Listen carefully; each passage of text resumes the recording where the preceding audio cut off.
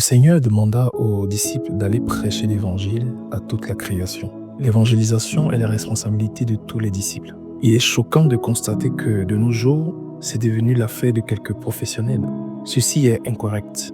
Le Seigneur s'attend à ce que tous ceux qui sont siens, donc qui appartiennent au Seigneur Jésus-Christ, rendent témoignage aux autres et les amènent dans le royaume de Dieu. Le Seigneur n'a jamais dit que l'évangélisation doit être l'affaire de quelques personnes de l'Église. Non, l'évangélisation, c'est l'affaire de tout le monde. Quelqu'un qui donne sa vie à Jésus-Christ aujourd'hui est apte à évangéliser. Évangéliser, c'est simple. C'est donner le témoignage de sa conversion, sa rencontre personnelle avec Jésus-Christ. C'est le partager à d'autres personnes qui, eux, vont expérimenter la même expérience. Ainsi, d'expérience en expérience, tout le monde devient disciple. Voilà le but de l'évangélisation. Donc, l'évangélisation n'est pas l'affaire de personnes spécifiques. Si tu écoutes la vidéo, tu peux te demander, moi, je suis appelé à un ministère de prière, je suis appelé à un ministère de jeûne, je suis appelé à un ministère pastoral, je n'en disconviens pas.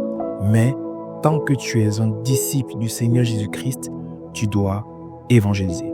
Évangéliser, c'est pas forcément sortir prêcher dans les rues, c'est évangéliser à travers ta vie. C'est évangéliser dans les rues, c'est évangéliser dans ton travail, dans ton service, à la maison. Évangéliser, c'est un mode de vie au quotidien. L'apôtre Paul dit, et il a été donné les uns comme apôtres, les autres comme prophètes, les autres comme évangélistes, les autres comme pasteurs et docteurs, pour le perfectionnement des saints, en vue de l'œuvre du ministère et de l'édification du corps de Christ, jusqu'à ce que nous soyons tous parvenus à l'unité de la foi et de la connaissance du Fils de Dieu, à l'état d'homme fait, à la mesure de la stature parfaite de Christ, afin que nous ne soyons plus des enfants flottants et emportés à tout vent de doctrine, par la tromperie des hommes, par leur ruse dans les moyens de séduction, mais que, professant la vérité dans la charité, nous croissions à tous égards en celui qui est le chef Christ. C'est de lui et grâce à tous les liens de son assistance que dans le corps bien coordonné en formant une solide assemblée ou assemblage, tisse son accroissement selon la force qui convient à chacun de ses parties et s'édifie lui-même dans la charité. Éphésiens 4, versets 11 à 16. C'est dans le plan de Dieu qu'il y a des apôtres, des prophètes, des évangélistes, des pasteurs, des docteurs. La tâche de ces gens est d'édifier, donc d'équiper les saints pour l'œuvre du ministère. Leur devoir est aussi d'équiper les saints pour édifier le corps de Christ. Ils doivent être présents dans l'Église et ils doivent équiper les saints pour l'œuvre du ministère et pour l'œuvre de l'édification du corps de Christ jusqu'à ce que tout le corps de Christ soit parvenu à l'unité de la foi, tant tout le corps de Christ soit parvenu à l'unité de la connaissance du Fils de Dieu, tout le corps de Christ soit parvenu à l'état d'homme fait, tout le corps de Christ parvienne à la mesure de la stature parfaite de Christ, tout le corps de Christ soit parvenu à la sainteté, et ainsi de suite. Donc, c'est des fonctions bien précises qui englobent le corps de Christ. Mais en ce qui concerne l'évangélisation, chacun est appelé à évangéliser. Chaque croyant, chaque enfant de Dieu doit parler du Seigneur Jésus-Christ aux autres en vue de les gagner dans le royaume de Dieu. C'est une affaire de tous, sans exception. Il est tout de suite évident que chaque membre du corps doit être équipé, formé et aidé pour accomplir l'œuvre du ministère. Il est aussi tout de suite évident que ce ne sont pas seulement les apôtres, les prophètes, les évangélistes et les pasteurs et docteurs qui sont dans le ministère.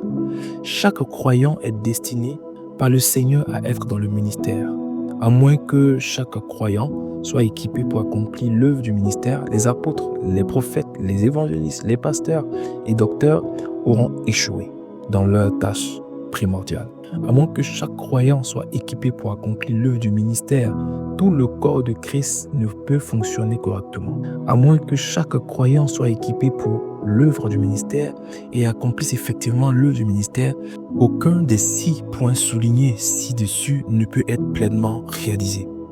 Le but de la formation des disciples, qui à leur tour forment des disciples, est de s'assurer que chaque membre du corps de Christ est équipé pour l'œuvre du ministère et qu'il accomplisse effectivement l'œuvre du ministère. Si dans une équipe, le chef d'équipe et ses proches collaborateurs travaillent ardemment, essayant de tout faire pendant que le reste de l'équipe observe, c'est l'équipe qui va échouer. Quelle que soit la compétence et l'ardeur du travail du chef d'équipe et de ses assistants, c'est toute l'équipe qui va échouer parce qu'il n'y a pas de travail de groupe. Mais si on enseigne à chaque membre de l'équipe à jouer son rôle et qu'il joue effectivement son rôle, l'équipe fera du progrès, donc l'équipe réussira.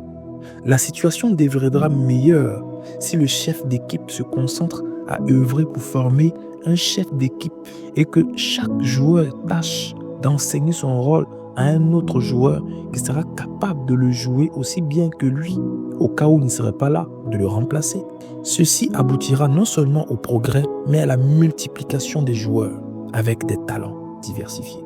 Alors, cette conclusion conduit au fait que conduire quelqu'un à Christ étant le but fondamental de Dieu pour le monde et pour l'Église, chacun doit non seulement être aidé à connaître personnellement le Seigneur Jésus-Christ, mais doit aussi être équipé dans l'œuvre de donner Christ à une personne qui ne l'a pas encore reçu. Quelqu'un a dit que quiconque a entendu parler de Christ a le devoir de s'assurer que quelqu'un d'autre entende parler de lui. Waouh, c'est beau ça. Quiconque a reçu le Seigneur Jésus a le pouvoir d'œuvrer pour s'assurer qu'une autre personne le reçoive. C'est de l'amour. Quiconque a reçu le baptême dans le Saint-Esprit a le devoir d'œuvrer pour s'assurer qu'un autre reçoive le Saint-Esprit. C'est de l'amour. Quiconque est disciple a le devoir d'œuvrer pour s'assurer qu'une autre personne soit faite disciple. C'est aussi de l'amour. Quiconque peut aider dans la production de faiseurs de disciples doit œuvrer pour s'assurer qu'ils produisent d'autres producteurs de faiseurs de disciples. Ça aussi, c'est de l'amour. C'est ainsi que nous accomplirons, sinon nous comprenons l'application du commandement du Seigneur dans Matthieu 28, verset 19 à 20. C'est la multiplication spirituelle. C'est le moyen par lequel il faut conquérir le monde pour Jésus-Christ. C'est la manière de bâtir l'Église. C'est le moyen de produire des croyants mûrs, matures. C'est le moyen, sinon la manière de s'assurer que chaque partie du corps de Christ soit convenablement parfait ou pur.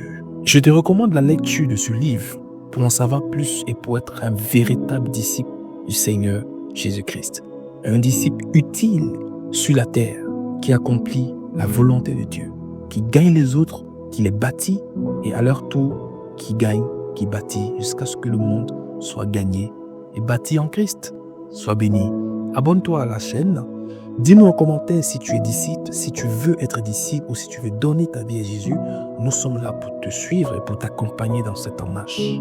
Partage cette vidéo au maximum de personnes afin que nous puissions être des disciples jusqu'aux extrémités de la terre. Like la vidéo au maximum pour que cette vidéo puisse toucher le maximum de personnes également sur les réseaux sociaux. Et sur ce, je te dis à bientôt dans une prochaine vidéo. Que Dieu te bénisse. Amen.